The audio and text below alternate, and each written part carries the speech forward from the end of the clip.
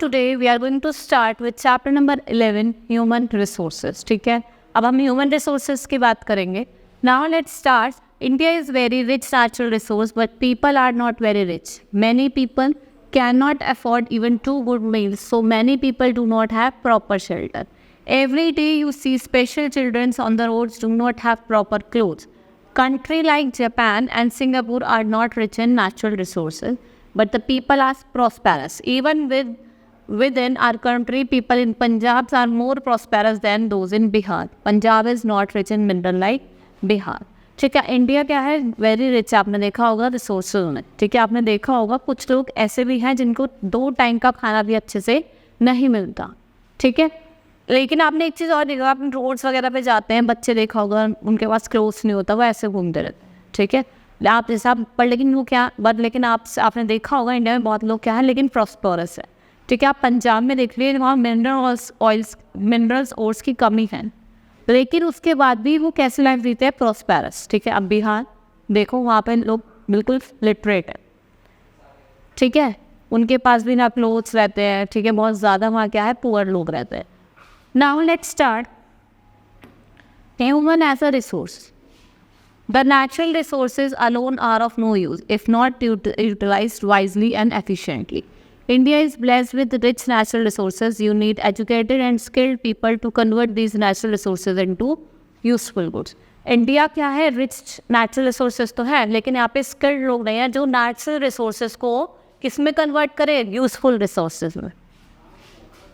Thus, the people of country are called its human resource. They are the country's most valuable resource. आपको पता है जो लोग हैं हमारी कंट्री के, उनको हम क्या कहते हैं, ह्यूमन रिसोर्स कहते हैं, और वो क्या है, बहुत ही वैल्यूएबल है. अगर उनको स्किल करा जाए तो वो बहुत अच्छा काम कर सकते हैं और नेचुरल रिसोर्स को किस में कन्वर्ट कर सकते हैं, यूजफुल गुड्स में.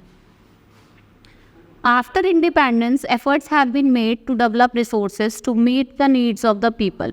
Progress has been made in agriculture and industrial production. New schools and colleges and hospitals also have been opened in different parts of the country. ठीक है, जब इंडिपेंडेंस के बाद बहुत एफर्ट्स करें कि चेंजेस लाने के लिए.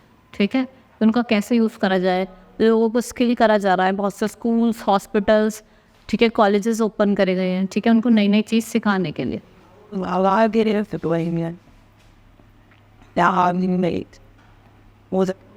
Now we will start with next topic, that is reason. Reason क्या है जो इंडिया अब भी क्या है, अंडर डेवलप्ड है, हम उसकी बात करेंगे.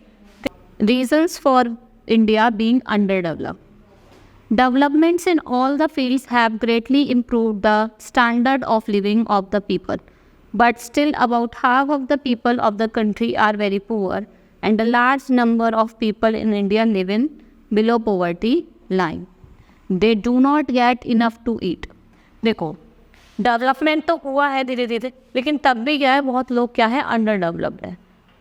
ठीक है, अब उनको क्या करा गया, आपने देखा होगा जो हाफ ऑफ द पॉपुलेशन है हमारी, ज़्यादातर बहुत लोग, मोस्टली जो लोग हैं वो पुअर हैं. ठीक है, वो अपना 2 टाइम का मील भी अच्छे से नहीं ले पाते. ठीक है, उसको अब डेवलप करने के लिए one of the reason for such poverty is over the increasing population. जो ये पॉवर्टी है बेसिकली किस वजह से, क्योंकि population day by day increase हो रही है. ठीक है भाई, पॉपुलेशन इंक्रीज़ होगी तो खाना भी ज़्यादा चाहिए. ठीक है, कपड़े भी ज़्यादा चाहिए. तो इससे क्या हो रहा है, अब ऐसा तो है नहीं कि गवर्नमेंट सबको ही अफोर्ड करवा सकेगी. ठीक है, और जिन्हें करवाते हुए तो वो यूज़ नहीं करते. तो इसलिए क्या हो गया, जो मेन रीज़न है वो क्या है, हमारा population growth. Now another reason is unequal distribution of wealth. At present, total population of India is over 1.35 billion. India has more people than combined population much larger countries such as Russia, USA, Canada, Australia, Brazil. India occupies just 2% of the world land area, but 17.5% world's population. ठीक है, आपने देखा होगा कि wealth में भी क्या है भाई, वेल्थ में भी क्या होता है, अगर हम डिस्ट्रीब्यूट करें तो ऐसा होता है कि बहुत लोग देते ही नहीं है, बहुत मतलब उनको मिलता ही नहीं है. ठीक है, वो ऐसे ही वेस्ट कर देते हैं उनको. और आपने देखा होगा इंडिया में पॉपुलेशन इतनी ज़्यादा है, जो 2.4% है, वो उतना तो लैंड एरिया है हमारा इंडिया का. और आपने देखा होगा कि जो पॉपुलेशन है वो कितनी है, 17.5%. जो वर्ल्ड की पॉपुलेशन की कितनी है, 17.5 2.5%, और लैंड एरिया कितना इंडिया का 2.4%। ठीक है, आपने देखा होगा और हमारी पॉपुलेशन कितनी है 1.35 बिलियन, इतने लोग यहाँ रहते हैं। ठीक है, इसलिए उनको शेल्टर भी नहीं मिल पाता, अच्छे से खाना भी नहीं मिल पाता, जो उनके डेली यूज़ की चीज़ें उनको वो भी नहीं मिल पाती। बहुत लोग होते हैं वन टाइम ही खाना खा के अपना लाइफ स्पेंड कर रहे हैं। Now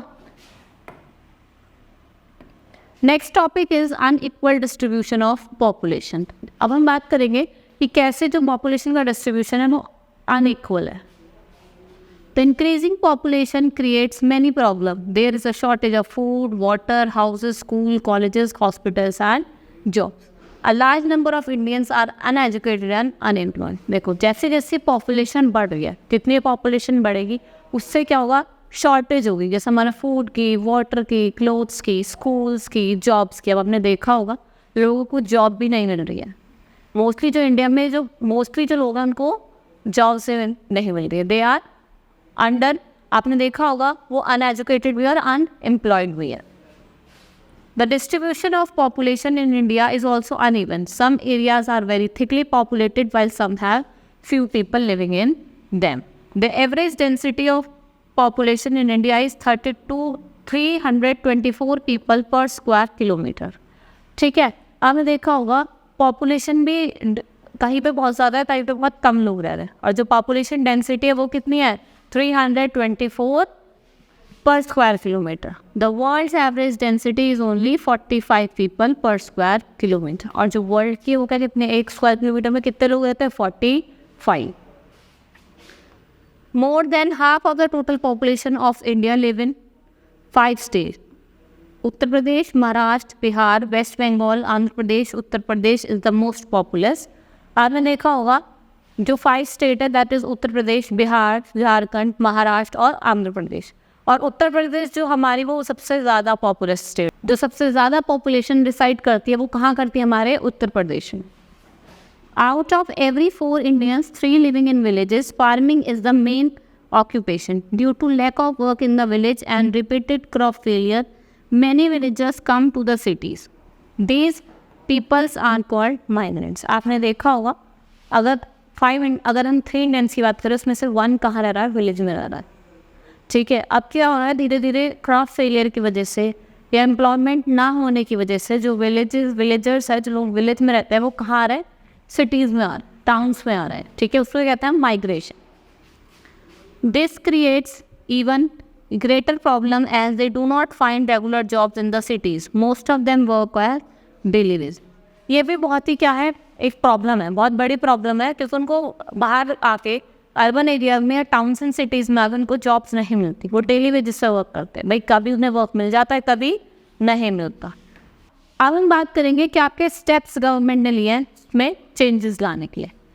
steps taken by the government is taking the following steps to solve the problems of people. Health centres and hospitals are being opened in villages and towns. Banks give easy loans to the people to encourage them to start their own business.